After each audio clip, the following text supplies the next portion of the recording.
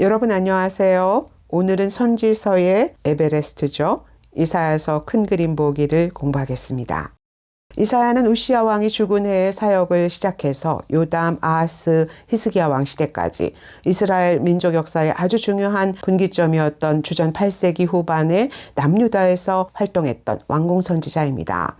이 시기에 북왕국에서는 아모스와 호세아가, 남유다에서는 이사야와 미가가 동역하죠. 이사야, 이샤야후라는 이름은 여호와는 구원이시다 라는 의미인데요. 이 이름의 의미가 이사야서 전체를 흘러가는 아주 중요한 핵심 주제입니다. 이사야는 주전 8세기 최고의 신학자, 선지자 중에 셰익스피어, 구약의 사도 바울 등 화려한 찬사를 한 몸에 받고 있는 선지자입니다. 그 명성답게 그의 심오한 신학과 해박한 지식, 추종을 불허하는 수려한 문학성은 독수리같이 높은 경지에 올라 있습니다. 이사야서에서만 볼 수 있는 고유하고 독특한 문학적 기교들과 고급스러운 수사학, 강렬하고 아름다운 필체와 시적 천재성은 전문을 다 암송하고 싶은 생각이 들 만큼 전율케 하는 힘이 있죠. 그는 주로 당대의 왕들을 상대했던 귀족 출신의 선지자였지만 자신이 선포한 메시지의 징조와 예표가 되기 위해서 3년 동안 벗은 몸과 벗은 발로 다녀야 하는 수치를 겪기도 했습니다. 탈무드에 따르면 이사야는 므낫세 왕 때 박해자들에 의해서 톱으로 몸이 잘려서 처형당했다고 합니다.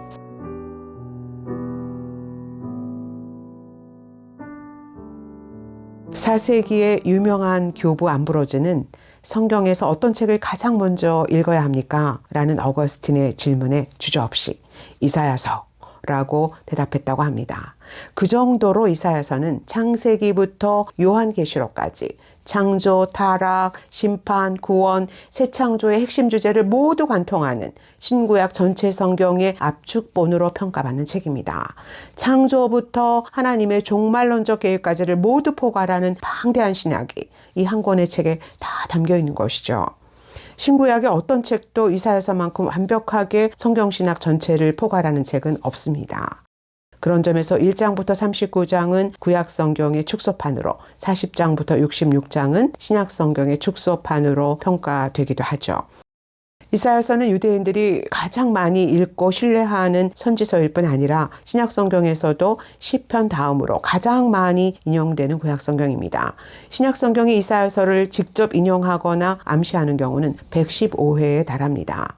특히 53장의 고난받는 종에 대한 예언은 신약의 저자들이 예수님의 대속적인 죽음의 의미를 이해하는 데 결정적인 영향을 끼치죠. 그 밖에도 이사야서의 열방구원 환상은 초대교회가 이방선교의 사명을 이해하는 배경이 되고, 새하늘과 새 땅, 새 예루살렘 환상은 요한계시록의 종말론적 환상의 배경이 됩니다.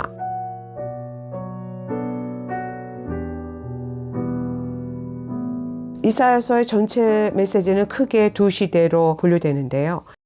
1장부터 39장은 주전 8세기 말 이사야가 사역했던 약 40여 년 동안의 현재적 예언이고, 40장부터 66장은 아직 일어나지 않은 먼 미래를 예견하는 미래적 예언입니다. 40장부터 66장까지의 미래적 예언은 다시 두 시대로 분류됩니다. 40장부터 55장은 주전 6세기 바벨론 포로 시대를 배경으로 선포되는 예언이고, 56장부터 66장은 포로 귀환이 시작된 주전 5세기 페르시아 제국 시대를 배경으로 선포되는 예언입니다. 즉 1장부터 39장의 청중들은 아수르의 등장과 함께 시작된 국가적 위기 상황에서 이사야의 메시지를 들었던 당대의 사람들이고, 40장부터 55장의 청중들은 바벨론 유배지에서, 56장부터 66장의 청중들은 유배가 끝나고 귀환한 본토에서 이사야의 목소리를 듣게 되는 것입니다. 이제 이사야서 전체 그림을 스케치해 보겠습니다. 이사야의 전체 메시지를 잘 이해하려면 1장부터 6장을 잘 이해해야 합니다. 1장부터 5장은 이사야서 전체의 서론이고, 6장은 이사야의 소명환상이죠. 이 장들의 메시지를 요약하는 세 개의 키워드는 심판, 정화, 회복입니다. 이 세 개의 키워드는 도입부인 1장에서부터 명확하게 드러납니다. 1장은 두 가지 죄목으로 유다의 심판의 불가피성을 고발합니다. 첫 번째 죄는 그들이 자기 주인이 누군지 모르고 행악의 종자가 되었다는 것입니다. 하나님은 이렇게 탄식하세요. 소도 자기 주인을 알고 나귀도 그 주인을 알건만은 내 백성은 깨닫지 못하는도다. 슬프다 범죄한 나라여, 너희가 어찌 매를 더 맞으려고 패역을 거듭하느냐. 행악을 깨닫게 하려고 하나님이 아수르라는 매로 치셨는데 그 매를 맞고 죽을 지경이 되었으면서도 더 매를 청하고 있다는 것입니다. 두 번째 죄는 성회와 더불어 악을 행하는 타락한 제사입니다. 하나님은 그들이 무수한 제물로 드리고 있는 모든 헛된 제사와 절기들, 피가 가득한 손을 펼쳐서 드리는 수많은 기도들을 견딜 수 없어 하십니다. 결국 신실하던 성읍은 창기가 되었고 정의와 공의가 거하던 곳에는 불의한 피 흘림만 남았습니다. 심판은 불가피합니다. 그런데 이 불가피한 심판 사이로 극적인 회복의 말씀이 선포됩니다. 내가 내 찌꺼기를 잿물로 씻듯이 녹여 정결하게 하며 내 혼잣물을 다 제하여 버리고 너희를 본래와 같이 회복할 것이라. 그리한 후에야 내가 의의 성읍이라 신실한 고을이라 불리리라. 그것이 하나님이 주홍같이 붉은 죄를 희게 하시는 방법입니다. 심판의 목적은 파괴가 아니라 정화입니다. 회복은 더러운 혼잣물을 걸러내고 수치의 흔적들을 지우는 이 정화의 과정을 거친 후에만 가능해지는 희망입니다. 그래서 이스라엘의 희망은 심판을 피하는 데 있는 게 아니라 심판을 당하는 데 있는 것이죠. 이 심판, 정화, 회복의 패턴이 이사야서 전체를 일관되게 흘러가는 구속의 청사진입니다. 6장의 이사야의 소명환상은 이 패턴을 다시 시청각적으로 보여줍니다. 이사야는 성전에 가득한 여호와의 영광 앞에서 화로다 내가 죽게 되었구나 라고 자신의 부정함을 고백하죠. 그러나 이사야의 부정한 입술은 제단에서 핀 불붙은 수초로 정화되고 이 정화의 과정을 거친 후에 그는 정결함을 회복하고 선지자의 소명을 받을 수 있는 존재가 됩니다. 입술이 부정함으로 죽게 되었던 이사야가 불을 통한 정화를 경험한 후에 소명을 받은 것처럼 그들은 심판하는 영과 소멸하는 불의 영을 통해서 더러움을 씻은 후에 다시 거룩한 사명을 회복하게 될 것이다. 그것이 이사야의 소명 환상이 주는 메시지입니다.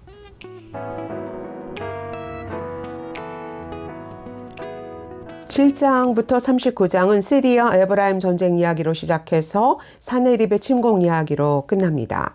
아수르라는 폭풍 앞에 놓인 두 왕, 아하스와 히스기야 왕 이야기가 처음과 끝에 놓여 있는 것이죠. 이 두 개의 전쟁과 두 왕의 이야기가 1장부터 39장의 두 기둥을 이루는 중요한 내러티브입니다. 이 두 왕 이야기가 초점을 맞추고 있는 것은 누구를 신뢰할 것인가 입니다. 아하스는 이 시험대 위에서 완전히 미끄러진 왕의 모델이죠. 그는 하나님보다 아수르의 군대의 힘을 더 신뢰했다가 아수르의 폭풍에 떠내려간 최악의 왕입니다. 이 실패한 왕을 대체하는 새로운 왕의 출현을 예고하는 예언들이 바로 임마누엘로 불리는 한 아들 그리고 메시아적 왕에 대한 예언입니다. 인간 왕이 실패한 바로 그 자리에서 다가올 메시아의 새벽을 알리는 예언들이 즉각 선포되고 있는 것이죠. 히스기야는 아수르라는 시험대는 통과했으나 바벨론의 시험대에 걸려 넘어진 불완전한 왕의 모델입니다. 사네립의 침공이라는 최악의 위기 앞에서는 하나님을 신뢰함에 나라의 운명을 걸었지만 그 성공 후에 곧 바벨론 사절단에게 내탕골을 자랑함으로써 바벨론이라는 또 다른 폭풍을 불러들인 것입니다. 이 두 왕 이야기 사이에서 열국을 향한 하나님의 메시지가 선포됩니다. 이 단락의 가장 큰 관심은 이스라엘의 거룩하신 이를 모든 열방의 하나님으로 선포하는 것입니다. 이곳에서 하나님은 오만한 열국을 티끌같이 바람에 흩으시고 손을 펴서 온 세계를 경영하십니다. 심판의 대리인이었던 아수르와 바벨론의 악한 몽둥이를 꺾으시고 애굽의 강물을 말려버리십니다. 그러나 심판하시는 중에도 그들을 내 백성 애굽이여 내 손으로 지은 아수르여 라고 부르십니다. 하나님이 정말로 바라시는 것은 열방도 이스라엘과 똑같이 심판을 통해 정화되고 그들도 여호와를 경배하는 내 백성이 되는 것입니다. 이스라엘의 경계를 넘어 그들도 복을 받는 것이 그분의 최종 목표예요. 그 열방 비전 때문에 아브라함을 부르시고 이스라엘을 제사장 나라로 세우시고 예수님이 제자들에게 모든 민족에게 가서 내 증인이 되라고 명하시고 성경의 마지막 책이 열방 예배로 끝나는 것 아닙니까? 이사야서는 처음부터 끝까지 일관되게 그 열방 비전에 초점을 맞추는 책입니다. 창세기부터 요한계시록까지 66권의 모든 성경이 가고 있는 최종 목적지를 정확하게 보고 있는 것이죠. 즉 이 단락은 이스라엘과 열국 모두에게 너희는 모든 열방의 하나님을 영원히 신뢰하라 라는 메시지를 동시에 주고 있는 것입니다.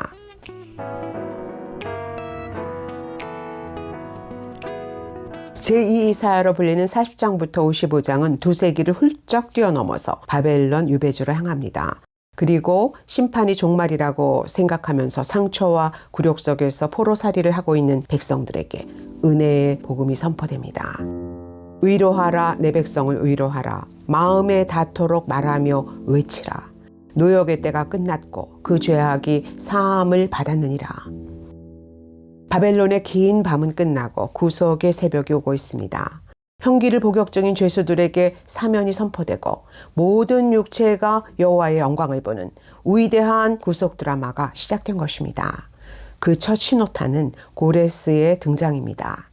아수르와 바벨론을 심판의 도구로 사용하셨던 하나님은 이제 자기 백성의 해방을 위해 바사왕 고레스의 손을 잡고 그를 기름 부은 목자로 사용하십니다.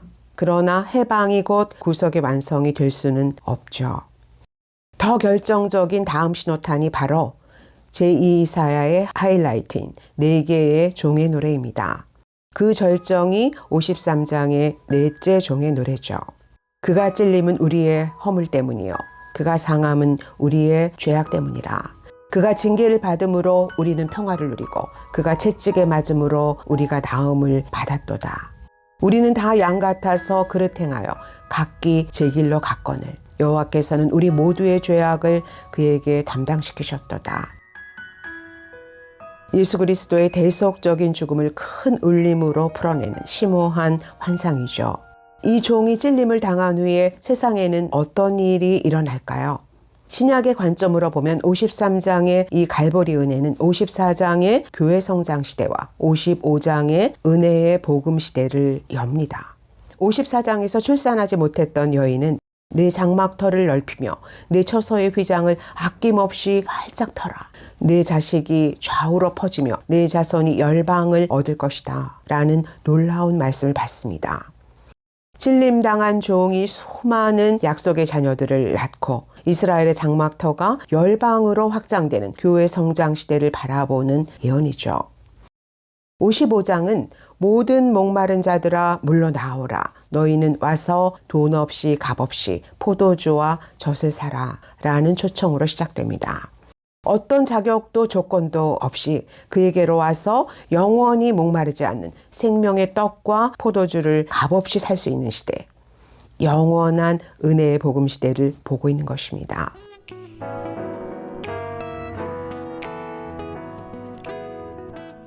제3이사야로 불리는 56장부터 66장은 구속의 청사진이 성취되는 결론부입니다. 제3이사야는 서론부에서 제시되었던 심판, 정화, 구원의 패턴을 다시 반복합니다. 본토로 귀환한 이스라엘의 남은 자 가운데서 누가 참 이스라엘인가를 구별하고 새 공동체의 정체성을 다시 확인하는 것이죠. 이 정화의 과정을 거친 후에 60장부터 62장까지 시온에 임할 눈부신 영광의 빛이 선포됩니다. 60장은 빛으로 시작해서 빛으로 끝나는 빛의 장입니다. 이 빛은 일어나라 빛을 발하라 이는 내 빛이 이르렀고 여호와의 영광이 내 위에 임하였음이니라 라는 말씀으로 시작해서 빛의 비춤을 받은 각 나라들이 예물을 드리며 여호와를 찬송하고 여호와의 영원한 빛 가운데서 슬픔의 날이 끝나는 장면까지 지속됩니다. 사복음서부터 요한계시록까지를 모두 포괄하는 놀라운 환상이죠. 62장은 다시 눈부신 빛의 약속으로 시작됩니다. 이방 나라들이 다 내 영광을 볼 것이고 너는 여호와의 손에 아름다운 왕관이 될 것이다. 다시는 너를 버림받은 자라 부르지 않으며 내 땅을 황무지라 부르지 않을 것이고 오직 너를 헵시바라 내 땅을 뷸라라 부를 것이다.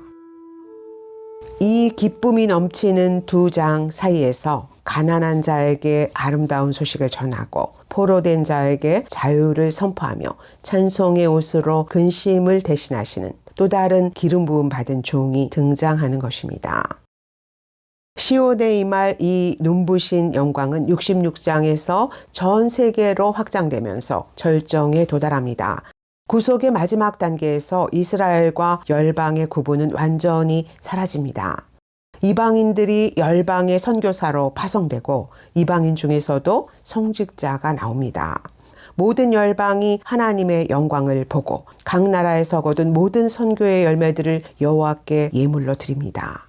드디어 바벨의 저주가 끝나고 아브라함에게 주신 약속 안에서 모든 열방이 하나의 인류가 되는 새하늘과 새 땅, 새 창조가 완성된 것입니다.